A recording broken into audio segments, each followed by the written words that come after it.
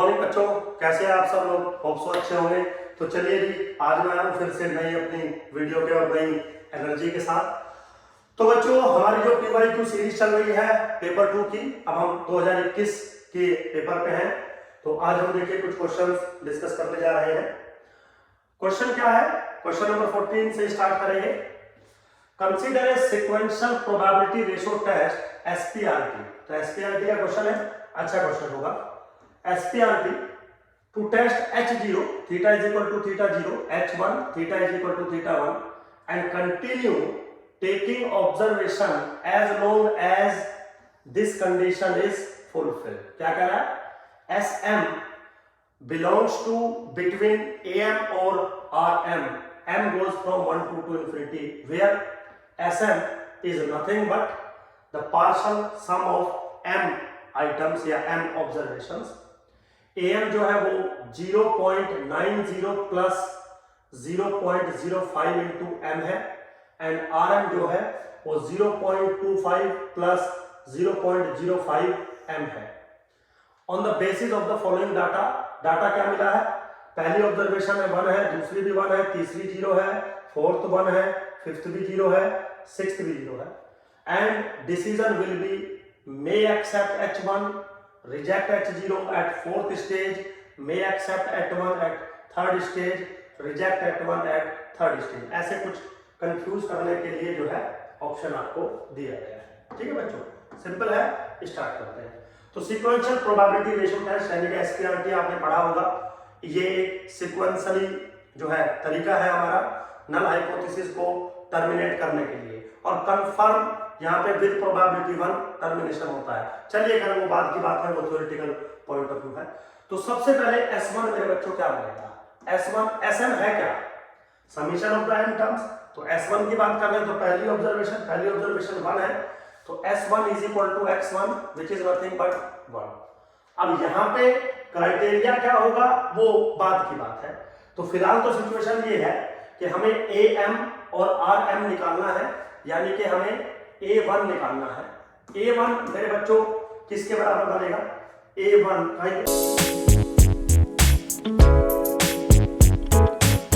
Yes, A1 है 0.90 plus कितना है? 0.05 इंटू M। M की वैल्यू है 1, तो 0.90 प्लस 0.05 0.95। ठीक है बेटा, तो मैं यहीं पे लिख देता हूं इसको कि हमारी जो A1 की वैल्यू आई वो 0.95 के बराबर आई। चलिए अब बात कर लेते हैं R1 की। R1 क्या है? 2.25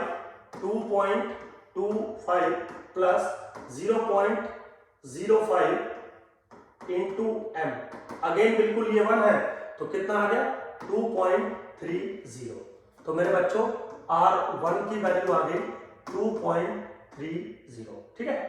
अब यहां पे अगर आप गौर से देखें, तो S1 जो है वो इससे बड़ा है, A1 से बड़ा है और R1 से छोटा है। और इस डिसीजन में क्या होगा?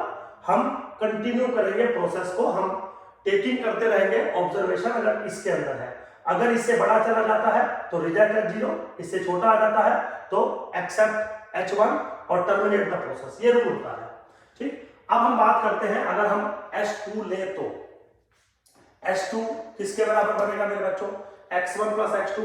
X1 1 है और X2 भी मेरा 1 है, तो H2 मेरा 2 के बराबर बनेगा। लेकिन A2 मेरा किसके बराबर बनेगा? 0.90 प्लस 0.1। समझ गए ना? मैंने उसको रब नहीं किया था, इसीलिए M की वैल्यू अगर 2 है तो दिस वन बनेगा। तो कितना बनेगा? A2 की वैल्यू 1 के बराबर। A2 की वैल्यू मेरी बराबर बनेगी 1 के। अब अगर हम बात करें R2 के लिए, तो R2 कितना है? 2.25 और प्लस 0.1, तो कितना बना? 2.35। सिंपल है बिल्कुल।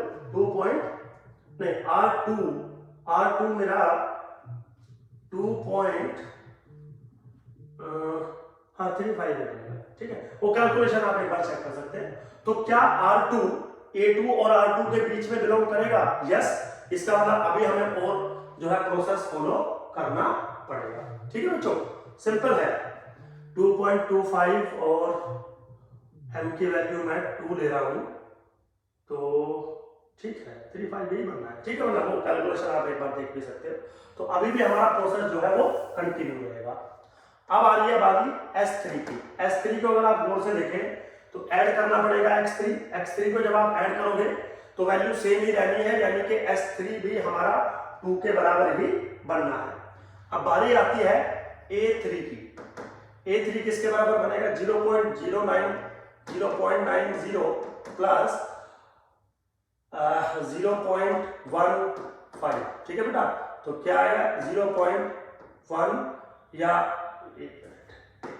बिल्कुल सिंपल है, बस थोड़ा सा हो जाता है 1.15 बनेगा, 1.05 बनेगा, ठीक है। A3 जो हमारा बनेगा 1.05 और R3 जो हमारा बनेगा वो किसके बराबर बनेगा? 15 जोड़ दिए 2.40, ठीक है। अब क्या S3 इन दोनों के बीच में लाई कर रहा है? यस। तो अभी भी हमारा जो है प्रोसेस कंटिन्यू रहेगा, टर्मिनेट नहीं होगा, ठीक है। अब हम क्या करते हैं? A4 ले लेते हैं। S4 पे अगर आप बात करेंगे तो 1 + 1 + 0 + 1 किसके बराबर बनेगा? 3 के बराबर बनेगा। A4 किसके बराबर बनेगा? 0.90 प्लस 4 अगर होगा तो 0.20 यानी कि 1.10 बनेगा। और R4 किसके बराबर बनेगा बच्चों? 2.25 प्लस ये कितना हो जाएगा? 0.20 विच इज 2.45। अब थोड़ा आप गौर से देखिए, S4 जो है ग्रेटर देन हो गया 2.45 से, ठीक है। मतलब आपके R4 से जो है बड़ा हो गया S4 की वैल्यू। तो इस केस में जो डिसीजन होता है मेरे बच्चों, हम रिजेक्ट करते हैं H0 को। अब आप रिजेक्ट करते हैं अगर H0 को, ठीक, तो किस स्टेज पे रिजेक्ट किया है आपने? 4th स्टेज पे आके रिजेक्ट किया है, क्योंकि S4 की वैल्यू R4 से बाहर निकली है, बढ़ी हुई है। So that's why B option is the correct option. B option is the correct option. तो मेरे बच्चों होप सो आपको समझ में आया होगा। मैंने कोशिश की है, बस थोड़ा सा कैलकुलेशन जब हम करते हैं तो एक बार देख लीजिएगा, ठीक है। अब ऐसा तो है नहीं कि मैं लिख के लेके आता हूँ कैलकुलेशन, ठीक। चलिए घर मेरे बच्चों आगे चलते हैं। अगला क्वेश्चन क्या है? Let x1 x2 xn be ideal random variables from the density function this one. एक डेंसिटी फंक्शन आपको दी गई है। Then the uniformly minimum variance unbiased estimator बताना है आपको ऑफ द पैरामीटर अल्फा, है ना। तो UM VUE आपको बताना है अल्फा के लिए। बहुत आसान है मेरे बच्चों, आपको मैंने कई बार बता रखा है, जब भी आप इस टाइप का क्वेश्चन देखें सीधा उठा के सफिशिएंट स्टैटिस्टिक्स बनाइए। सफिशिएंट स्टैटिस्टिक्स का जो भी फंक्शन बनेगा उसको ऐसे मॉडिफाई करिए सच दैट उसकी एक्सपेक्टेड वैल्यू आपके पैरामीटर के बराबर बन जाए, तो वहीं पे आपका uniformly minimum variance unbiased estimator मिल जाएगा। तो यहाँ पे अगर आप गौर से देखें, क्योंकि एक्सपोनेंशियल पॉपुलेशन है, तो लाइक्लीहुड फंक्शन किसके बराबर बनना है? L बनना है 1/α n into e to the power minus के 1/α समीशन xi इंटू 1 कर दीजिए, तो summation xi is the sufficient statistics. अब इसका कोई फंक्शन बनाते हैं जैसे x बार, तो वो भी सफिशिएंट स्टैटिस्टिक्स होगा, बाई n कर दीजिए, या आप इसी को ले लीजिए अगर आपको कोई टेंशन है, वो रिजल्ट सेम आना है। मान लीजिए मैंने t ले लिया, summation xi goes from 1 to n, ठीक। फिर मैंने बोला कि इसका एक ऐसा फंक्शन बनाइए जिसकी एक्सपेक्टेड वैल्यू इसके बराबर बन जाए। मान लीजिए आपको पता नहीं है तो भी सिंपल है, आप इसी की एक्सपेक्टेशन लेके चलो। Expectation of t is what? Expectation of summation I goes from 1 to n xi which is n times expectation of x which is n into alpha।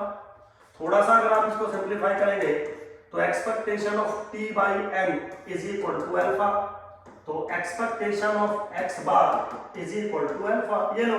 और x बार क्या है? Function of sufficient statistics. That's why मेरे बच्चों this is uniformly minimum variance unbiased estimator. ठीक है, तो क्या ऑप्शन बन रहा है? Option number C is the correct option. तो दोनों क्वेश्चन बिल्कुल आसान थे, है ना। पिछले वाला जो क्वेश्चन था वो थोड़ा सा मतलब टेक्निकल है, थोड़ा सा कैलकुलेटिव है, लेकिन बट इजी है, ऐसा कोई साइंस में रॉकेट साइंस नहीं है बिल्कुल भी। ठीक है मेरे बच्चों, होप सो आपको समझ में आया होगा। चलिए, थैंक यू वेरी मच, मिलते हैं नेक्स्ट वीडियो में।